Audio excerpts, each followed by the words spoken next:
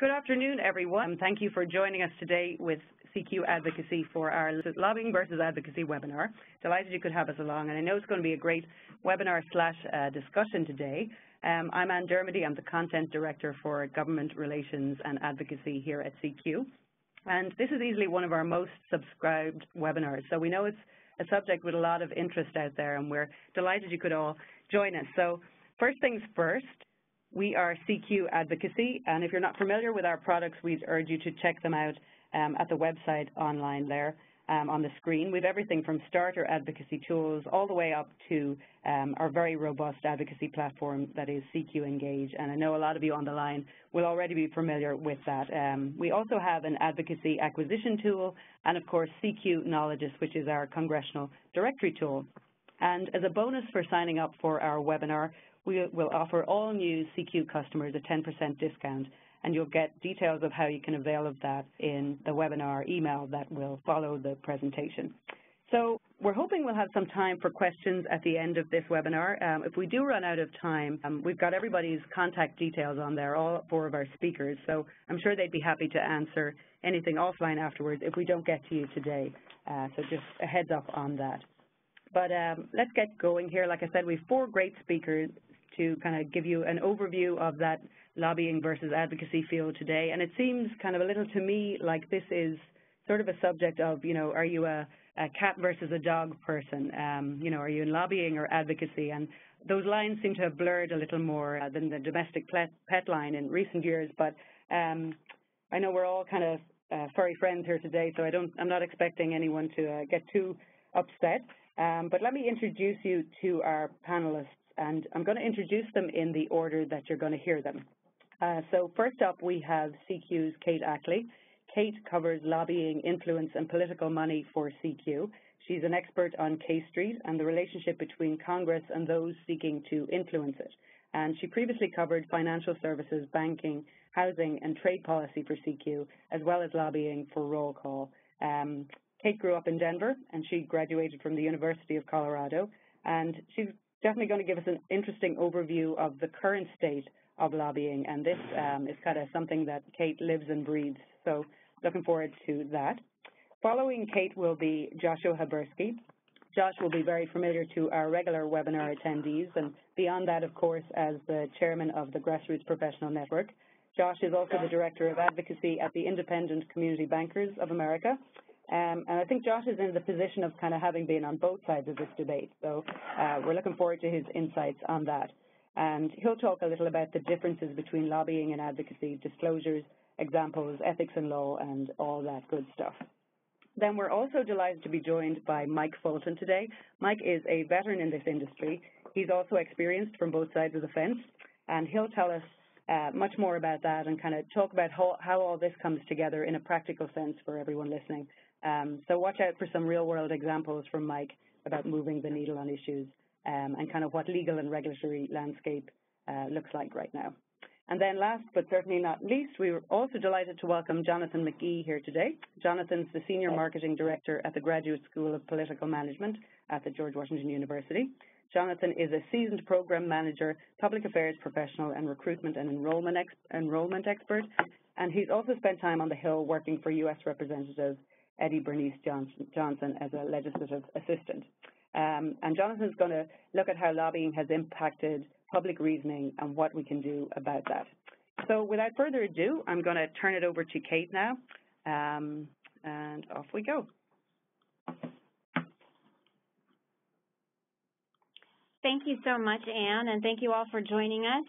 I'm just going to talk briefly, give you a little overview of sort of where we are with lobbying and advocacy in the era of Trump. We had a cover story this week in CQ magazine, and that's what this image is. That's the cover, and it's sort of looking at the Trump whirlwind and its impact on the lobbying sector. Obviously, all of Washington has sort of been upended over the past year with the new Trump administration and the rise of activism. So people who are in advocacy and lobbying are feeling this new environment.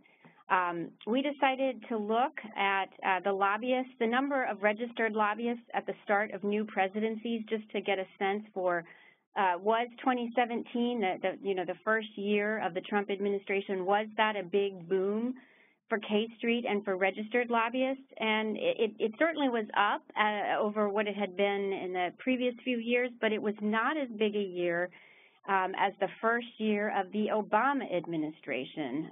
So there were obviously a number of policy issues that were driving lobbying last year. The tax overhaul in the final quarter, that was huge. There was a lot of lobbying from basically every corporate sector, as well as the grassroots activism was also energized. But it did not beat out where we were in 2009. Which was, the first year of the Obama administration, when we were dealing with the financial crisis, beginning to work on what became Obamacare and the Dodd-Frank financial services regulatory overhaul. But it is worth noting that the amount of money that registered lobbyists reported last year was about the same as what it was in 2009. So you had fewer people, but still a lot of money in the registered lobbying arena. So we looked at here, this next slide looks at sort of the spending spikes in new presidencies. So you're looking at that dollars. It's about a $4 billion industry, not quite $4 billion, but at least that's what's available to us with the public disclosures. A lot of the advocacy, the activism, grassroots lobbying, that mostly is not reflected in any of these public numbers. We just know about the registered lobbyists, the people who disclose their clients under the Lobbying Disclosure Act. So what we saw here was that total spending on lobbying, on federal registered lobbying, was down a little bit in 2017 from what it was in 2009, which was really a high point for registered lobbying, and just a big spike there. But 2017 was bigger than 2016. So we had, the tax overhaul in 2017, obviously trying to do the repeal and replace of Obamacare, a lot of issues, a new Congress, a new administration, just a lot of interest. If you look at the next piece of that slide, the largest changes in spending by topic, look, that first one, taxation. Again, that was a huge driver, up a lot last year, which makes sense. Congress did the first tax overhaul in, 30 years, so it makes sense. Immigration is also up, and everybody knows that's been a very hot topic, both in terms of registered lobbying and what corporate interests want, as well as what the grassroots and advocacy professionals are looking at. Trade, veterans issues, intelligence, those were all up in last year versus what they had been the previous year. Things that have declined, railroads, labor issues, and energy and environmental issues, there wasn't as much lobbying on those last year as in recent years. What changed in 2017? What are some of the biggest, changes? Obviously, we have the Trump administration just sort of coming into town and saying, that they're not going to do business as usual. Obviously, bringing in a fair number of outsiders into the administration, but also a number of insiders. The Trump administration did away with that look-back ban, where if you'd been a recent federally registered lobbyist in the Obama years, you were not allowed to come into the administration without a waiver. The Trump administration did away with that. So there are some lobbyists that have been welcomed back into working in the White House and in the federal agencies. And you also had Republican control of both the House and Senate. And then you saw that unified agenda, at least theoretically, at the beginning of 2017. I think a lot of clients and a lot of businesses and lobbying and advocacy professionals saw an opportunity to do the Obamacare repeal and replace. That obviously was a big failure for the most part last year, although there was in the tax bill, obviously they included, partial repeal of the individual mandate. As far as what in the beginning of 2017, to the end, what really surged in terms of lobbying. And actually one of the biggest sectors to sort of see an increase had to do with disaster planning and emergencies. And I think we all know that is a reflection of the just, unimaginable hurricane season and many disasters. There was the wildfires in California and elsewhere. So that actually is reflected in a dramatic uptick in lobbying on that last year. Also tax policy, immigration, tariff trade. Again, those were big issues driving registered federal lobbying activity. So this is just a quick graphic that you can refer to, but it gives a sense of what was happening during those quarters. As you know, lobbyists who disclose their work, they file quarterly reports about what issues they're working on. So we all know that in January 20th of last year, there was the inauguration of President Donald Trump. And then we saw immediately, he said he supported the Keystone and Dakota Access Pipelines. And that was kind of the beginning, obviously, even in January, the beginning of a pretty strong deregulatory agenda from the Trump administration.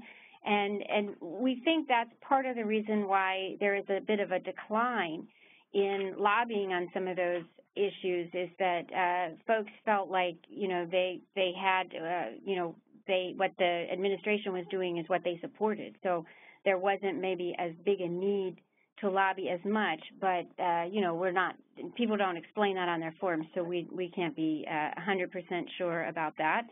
But if you look, we go all the way to the end of the year, December 22nd, Trump signs the tax overhaul, which includes the repeal of the healthcare individual mandate. So the year got off to a rocky start. The first 100 days agenda was not what I think a lot of people in corporate America and so forth had expected. But certainly by the end of the year, that tax overhaul was a huge legislative accomplishment and something that pretty much every sector in America was working on, even the nonprofits. Obviously, everything in the tax code, it just affects everybody. So I'm going to go ahead and turn it over now to Josh, who's going to talk from his perspective. So thank you. Thank you, Kate. Very interesting insights. I'm going to try and add some depth to the conversation, too, and I know Mike will piggyback off of a lot of the themes that I'll talk about, and I'm looking forward to the discussion where we can get into some of the intricacies there as well. So advocacy versus lobbying, in the description itself, advocacy is broadly defined as arguing in favor of a cause or an idea, whereas lobbying is defined as any attempt to influence a public official on an issue. There are different types of lobbying. You have the direct lobbying of the hired gun, so to speak, where you formally have to register. You're employed by anything from trade associations to nonprofit organizations to entities that are in the private sector and corporate world. Then there's grassroots lobbying, which I think is the gray area or the in-between where advocacy and lobbying meet ways. So advocacy is encompassing of grassroots lobbying. Again, as Kate mentioned, a lot of the grassroots types of lobbying are outside the scope of public disclosure, outside the scope of, what is required by Congress to report. And there are those of us that have been calling for reforms into that, and some of us have no problem of disclosing that as a matter of public record. I know Paul Miller and the National Institute of Lobbying Ethics has done some great work, and I would encourage people to look at that. Recently, the Grassroots Professional Network, we released an ethics statement as well to try and encompass that. We recognize that there are a lot of challenges and issues to the profession, and there are certain reforms that are necessary. I haven't seen a lot of appetite to go down that road recently to make those reforms, but it is something that there are a lot of folks that are interested in the networking space and really focusing in on it. If you're looking for some concrete examples of advocacy versus lobbying, lobbyit.com has some of those, and you can go in and look at those examples to provide some more additional context. So definitionally, the term lobbyist means any individual who is employed or retained by a client for compensation for services that include more than one lobbying contact other than an individual whose lobbying activities constitute less than 20% of the time engaged in the services provided by such individual to that client over a 3-month period. Mouthful. That is up to a lot of interpretation. There are people that are out there that will register on certain issues and trump up their percentage points so that they are registered in order to be seen on the public record as being knowledgeable in a certain subject area.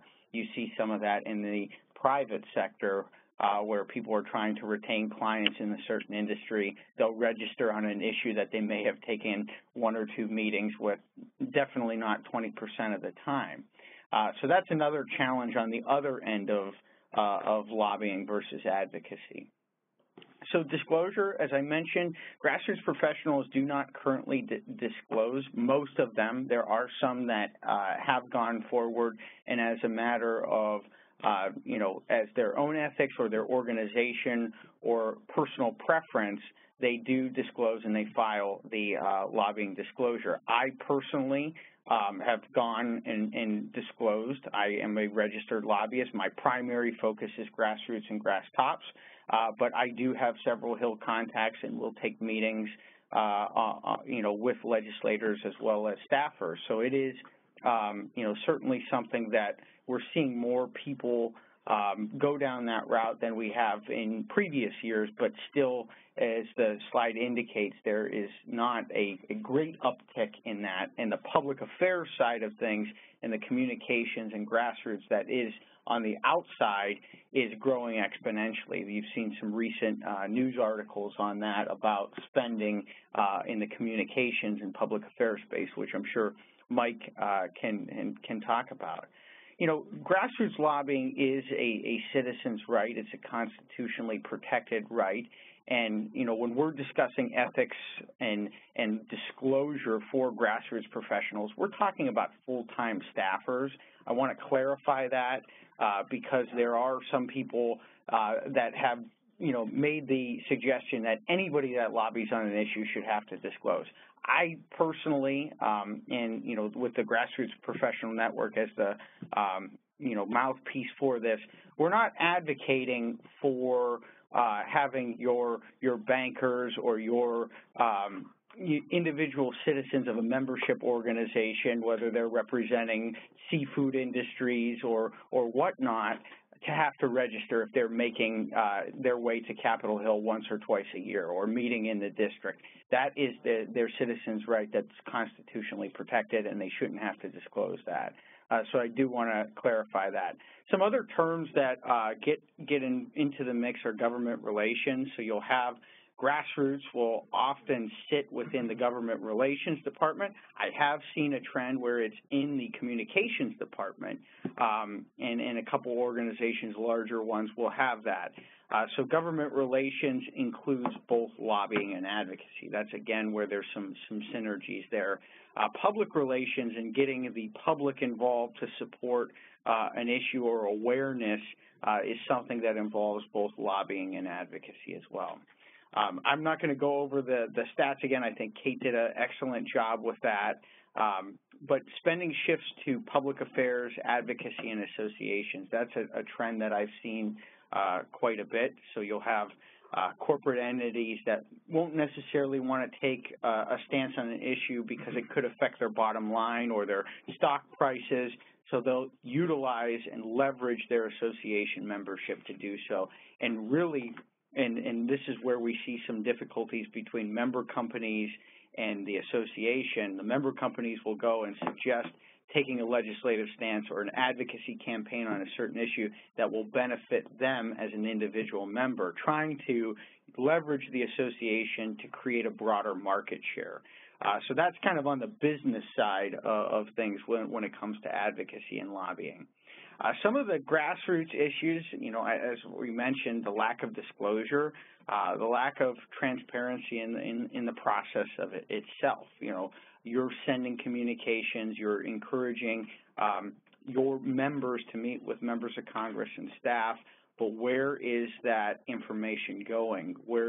There's no uniform process for that, and I think that recently the OpenGov Foundation released a report, and it was covered in Wired magazine, about some of the issues that are facing constituent intake.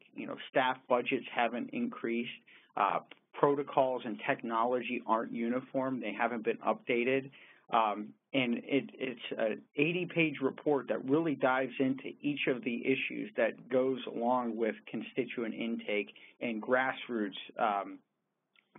lobbying as a whole. So I would encourage people to at least look at that Wired magazine article for a snapshot of some of the concerns that are going on within the advocacy space.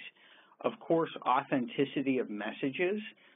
You see in the digital era, it's a numbers game for a lot of the grassroots campaigns, try to beat out the other side of getting more, comments or more emails sent to staff.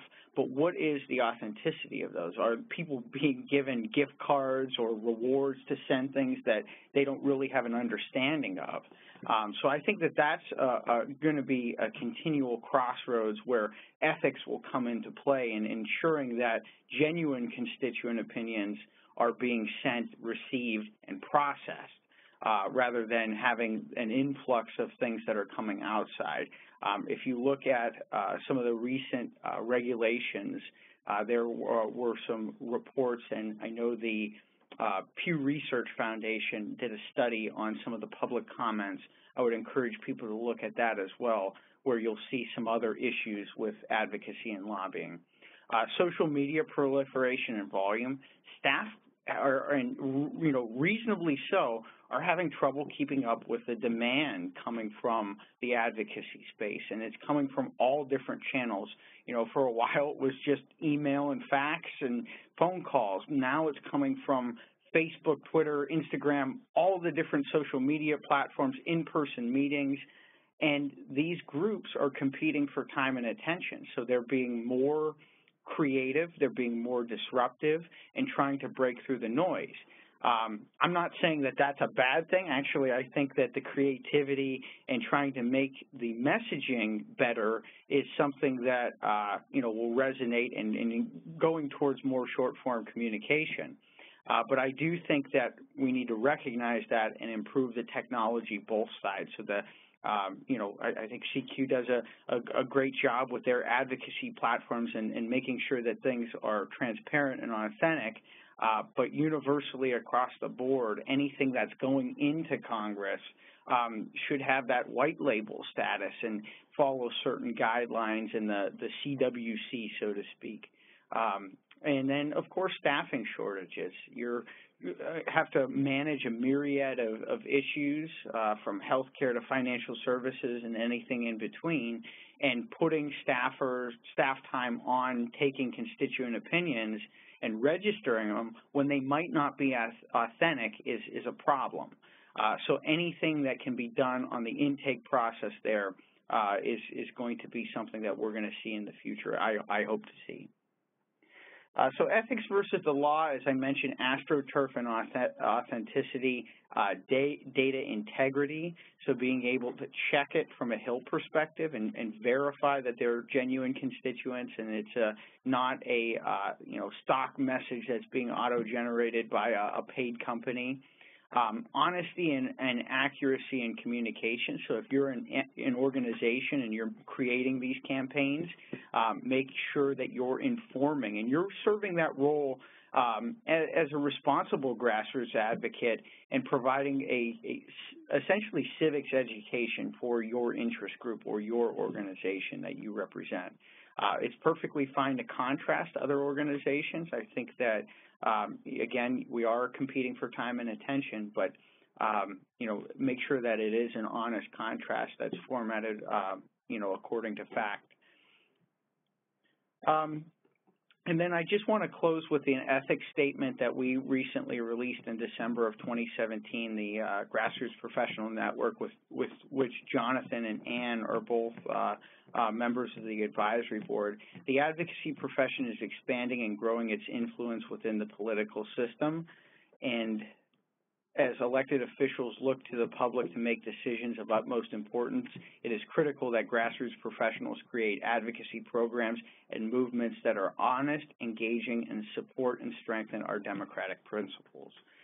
So I think that's really the cusp of the discussion when it comes to the issues with advocacy and lobbying. I'll turn it over to Mike, my mentor and good friend. Thank you. Thank you, Josh, very much. I'm Mike Fulton with the Azure Agency here in Washington, D.C., and I really love this topic. It's almost like the PG version of 50 Shades of Government Relations. It's so blurry in looking at the differences between registered lobbyists and then that outside activity to spur democratic discourse. I might be actually the poster child for this webinar in that I started out working on Capitol Hill for 10 years. Back then, we did have a 48-hour rule that every single constituent communication that came into our office had to be responded to, even with an interim, within 48 hours, or there were consequences from your chief of staff or the legislative director. And we really held to that as much as we possibly could. I did leave after 10 years, and I joined the private sector, was actually recruited off Capitol Hill. I had worked on the House Appropriations Committee, so they assumed I knew where the money was, and I think I did. So I started a practice of lobbying in appropriations and congressionally directed spending for nonprofits, universities, coalitions, other types of groups. Even, corporations would partner with nonprofits or universities to accomplish certain tasks. And so I did that for 23 years and was named top lobbyist for 4 years consecutively. I was on the board of the American League of Lobbyists and the Association of Government Relations Professionals, which is now the lobbying organizations are somewhat represented by by NILE, the National Institute for Lobbying and Ethics. But a lot of advocates have decided to move and dabble in the Grassroots Professional Network, the Public Relations Society of America, other groups, where they can get the kind of professional development and networking that they want to achieve in their career.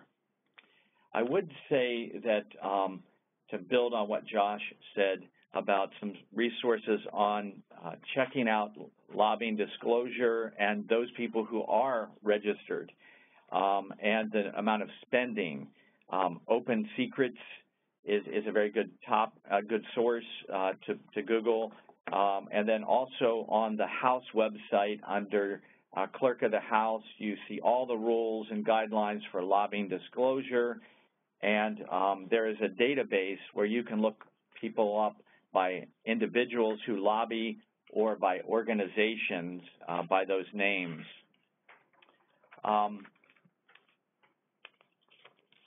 Congressionally directed spending and earmarks ended in 2010, and that changed a lot of careers in this town, including mine. I left the agency that I'd worked at for 23 years, and I moved back to my roots, back to communications. I layered my direct lobbying expertise with the fundraising prowess of following competitive grants, foundations, private sector fundraising that almost every organization is interested in. And I joined the Grassroots Professional Network became associated and very close to Josh and his work.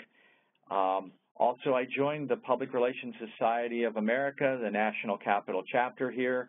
I serve on the Professional Development Committee, and I find it very refreshing to be involved in those activities. Whenever I suggest a panel that might involve public affairs, there's so much interest in this region in that topic that the panelists, both journalists and grassroots professionals and direct lobbyists and other groups like the Congressional Management Foundation, those type of guests are very popular among the public relations community because there are 50 shades of gray. I also moved to teach at West Virginia University in their Integrated Marketing Communications program because I believe public relations, advocacy, and grassroots all blend together, and I think that communicators, whether you are in government or the private sector, need to understand this. So now some of the clients that I have are on the screen, and what I do there is right now, I'm not registered to lobby for any individuals or any groups. All of what I do is public relations related, public affairs for the American College of Sports Medicine, which helps support some of their advocacy work. We release each year the 50 most fit cities in America. We have also worked with ACSM on updating and around the National Physical Activity Plan, which is done for the Alliance, which they're a member of. Also, we have followed the report card on physical activity among youth and children, which is done by a number of countries, and then the U.S. compares where they rate with others.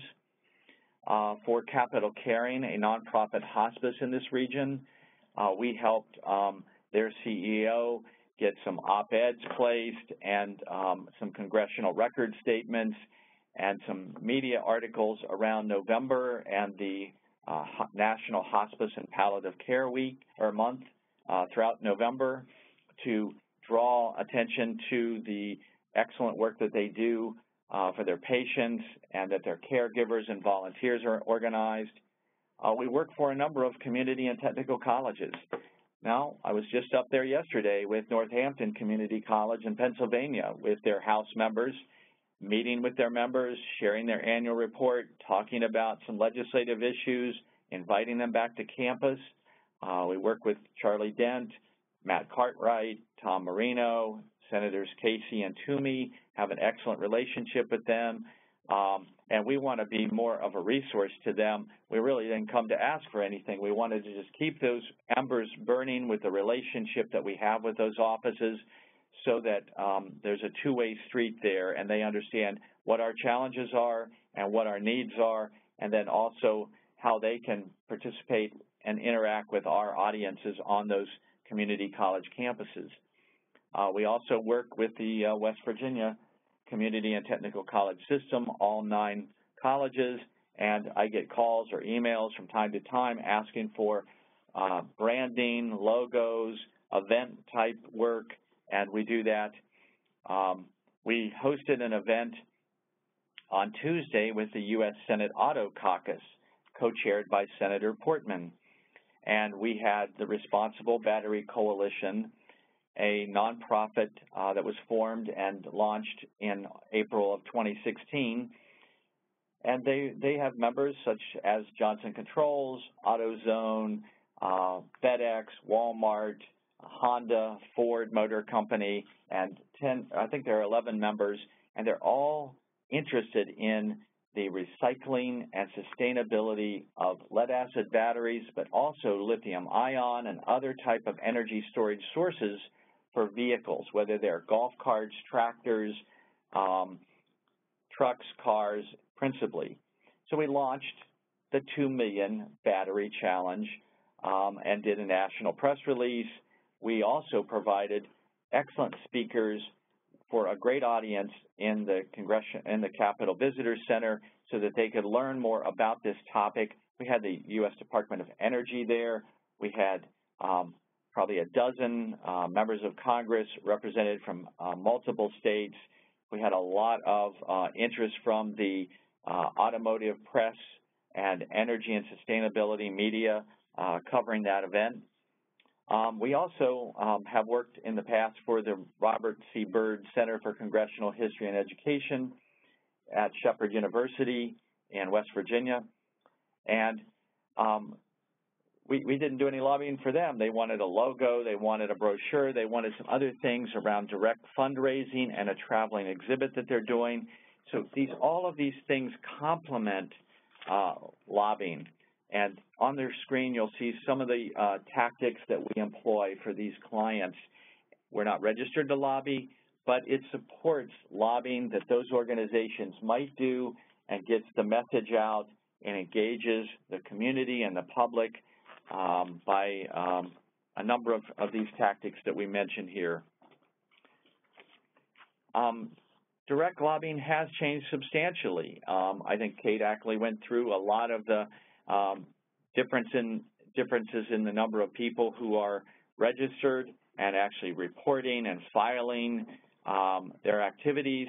A lot of that reflects the changes in the way things are done up on Capitol Hill. So the administration, especially the Obama administration, who was really anti-lobbying and anti-lobbyist, they even banned lobbyists from being on federal advisory committees during his administration, which threw probably half the advisory members off of those committees, and it probably reduced a great deal of intelligence they had in doing their work. Technology, as Josh mentioned, is a major driver. We can't say enough about analytics. It used to be we would talk about placements of articles and the size of advertising. Now it's how many likes, how many tweets, how many people are co-sponsoring, how many people, the numbers game is much more able to be detected and reported, and I think that's helpful. People that work in government relations, public relations, and marketing didn't used to work together. They were siloed, and now they're very much integrated. And there are new waves of communicators and advocates who are doing it their own way. They're being different, and that is very good, and that's what makes this interesting for even an old dog like me. On the legal and regulatory landscape, I would just say that registered lobbyists and non-lobbyists face some shared responsibility of compliance.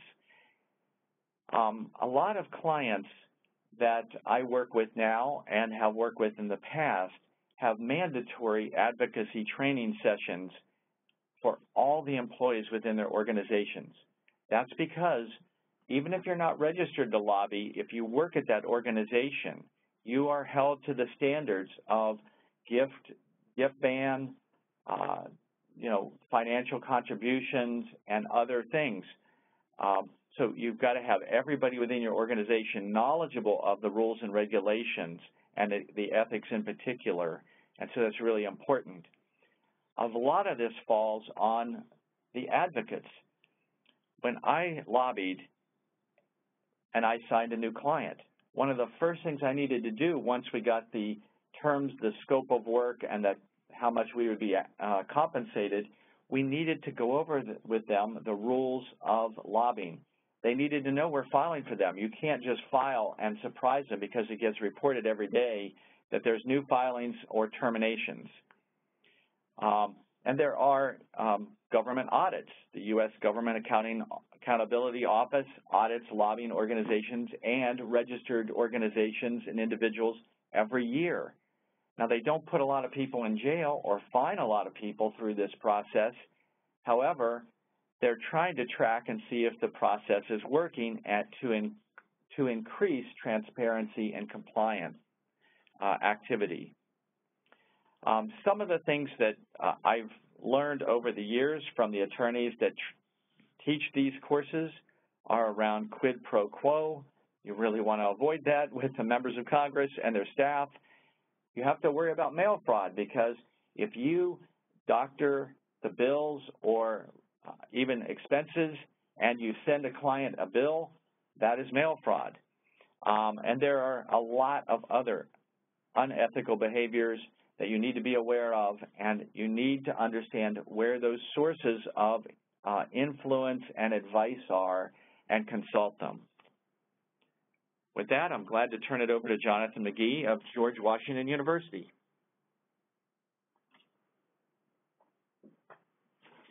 Thank you so much. I appreciate that, Mike. I'm really excited to be here with Kate, Josh, and Mike, and Ann. They all partner with George Washington regularly. I'm excited to talk about how lobbying and public discourse has really started to clash. As you all know, Josh talked about this, Mike talked about this, Kate talked about this. The proliferation of technology has really delivered us into an era that allows for information to be accessed and shared like never before. Yet America is fractured. The collision of opinions and unwillingness to compromise has led to finger-pointing and name-calling. The public is polarized. Our politics are paralyzed, and too often the media serves to inflame rather than to inform. Our national stage and opinion and optics during the Trump presidency has really put us into a very uncertain situation here now, not just in Washington, but across the country. And given this is political gridlock and extreme partisanship, now companies have sought to hire lobbyists that, quite frankly, fit the Congress, which I think is fascinating because it really does not allow for lobbyists to educate in a bipartisan way. Back in Mike's day, I'm sure he lobbied both sides of Congress. But if you take a look at organizations like BP and some of these larger organizations, they literally have teams of Republican lobbyists and teams of Democratic lobbyists. And, if you're someone who falls in the middle, they say the only thing in the middle of the road is roadkill. So it looks like, in this type of environment, it's really, really tough. I'd like to say I think that, miseducation and misinformation has really played a large role, too. We actually did an event at George Washington University called So You Want to Lobby, where we had Jesse Barber, who's also on the board for GPN. He works for Cassidy and Associates. We had Lance Magnum over at FedEx. We had also Courtney Johnson, who's over at the Alpine Group, come in and really talk about where the profession has gone and really what the realities are around the profession. And you'd be surprised at what people thought. Folks really think that they're hopping around Congress giving out bags of money. I mean, this is not really how it goes. It really serves to educate and translate. I mean, most of your job is education and translation, and I think the public just sees it as greasing palms, the spoils system in a more modern way. And, I think we need to seek to really educate them more, but also to just public fatigue and cynicism. We are seeing corruption. We are seeing a government that's not working together. We are seeing a lack of compromise.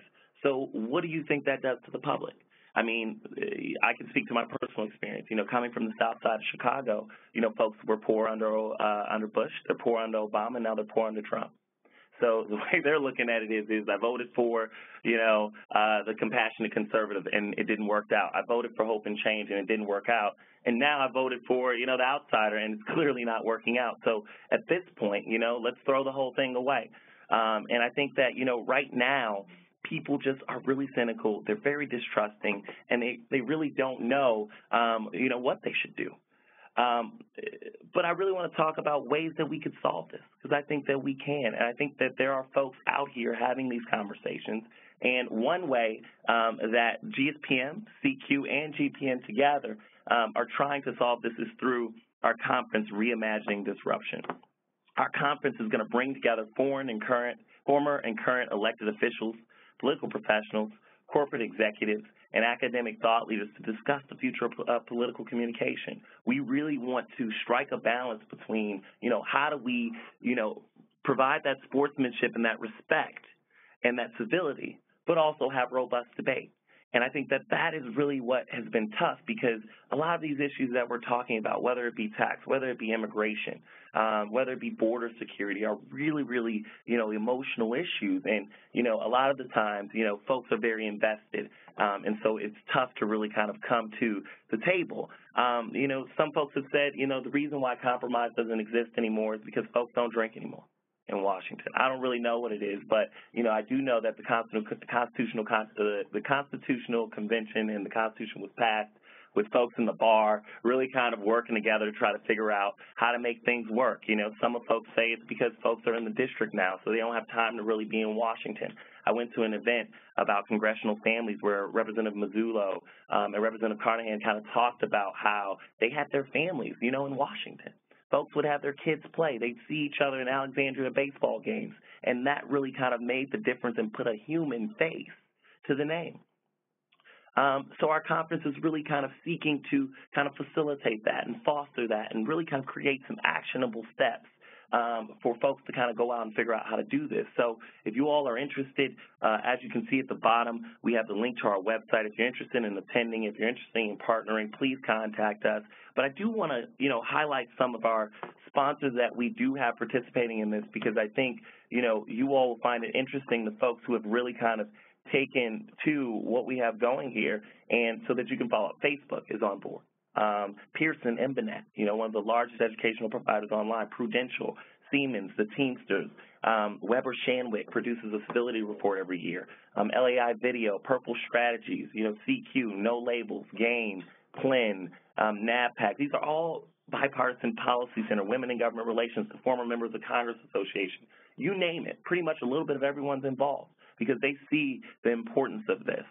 I would like to note that you're also seeing some action in Congress.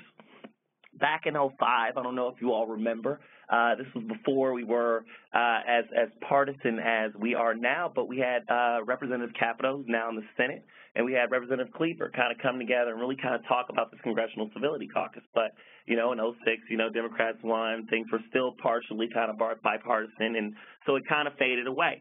Back in December 2017, you saw Christ and Johnson in Congress come together and talk about this idea of honor and civility. And then, just as late as last January, we saw Representative Steve Sivers and Joyce Beatty come together and start a Congressional Civility Caucus where they're going to travel the nation and talk about working together. I think that these are the type of bipartisan relationships, the type of coalitions, as well as partnerships that we need to see in order to really kind of restore civility to our discourse. I've heard folks talk about civility scores, a civility scorecard, who's the most bipartisan. And, it may not be attractive to some of our folks on the other ends of the spectrum, but I do think it can hold folks accountable. And when you're on the campaign trail, when you're in Congress, you could talk about how you've reached across the aisle and attach it to that score. So with that being said, I was excited to be a part of this webinar. I'm excited to join the discussion and discourse, and really looking forward to hearing from you all. Thanks. I'll pass it back to Ann. Great. Thank you, Jonathan, and thank you, Mike and Kate and Josh. So we don't have much time left, but I would like to throw out one question, and we'll probably get two or three in there, but one for all of you. Listening to the discussion, and we talk about the blurry lines, and we talk about ethics and all of that stuff, I'm struck by how advocacy workers don't have to register. Is there an argument for people who work in advocacy to register? I mean, if the lobbyists have to disclose all this stuff, and Kate has all these great numbers she can work with from the lobbying side of the world, is it fair that people are, and I say it in quotation marks, educating on the Hill and, talking to Congress people, but they're not registered lobbyists? I think I touched on it in my remarks, in that I think if you're in the business of grassroots advocacy as a hired professional, I think that you should have to register. I also think that there's been changes in the system of advocacy, government relations, and lobbying, and now, whereas grassroots used to be the role that you would train to become a direct lobbyist, you would get a job as a grassroots coordinator, and eventually you would become a lobbyist. That's not so much the case. Grassroots is a profession now. There's people that do grassroots for their entire career, and I think if you have to register, it levels the playing field a little bit with direct lobbying formally. And with that, all of the pay discrepancies between the two, and some of the other ethics and professionalism of both subsectors will be equaled a little bit. So I take that position. I know that's not speaking, for the entire grassroots community. I know there's some organizations that would prefer not to have to disclose. A lot of them are on the defense side or outside the traditional scope. But I think most people in the trade association world and the nonprofit world that, represent causes that aren't clandestine, they're fine with filling out a 3-page paper, quarterly. Mm-hmm. In the Foreign Agent Registration Act, you either are working with a foreign government or you're a foreign agent or you're not. There's no 20% rule there, which provides that big question mark of who's deciding that. And it's usually the registrant who's deciding that. And a lot of people are doing more than 20%, but deciding not to file, whether they're an advocate or they're at an organization, a university, a corporation, or a government relations firm downtown. They say, I'm just educating. I think that it should be 0% in the Lobbying Disclosure Act, and that everyone should have to file registration. I started advocating in 1988. There were no forms that I had to file. Then the logo was adopted and filing was required. It was actually attached to an appropriations bill by an appropriator. And I filed for decades, 4 times a year for every client that we worked on. And I filed at a later point. It was amended to include twice a year disclosures of your financial contributions that you made or any awards that you gave members of Congress or honorariums. So I'm all for more reporting and disclosure. It's not to put people behind bars.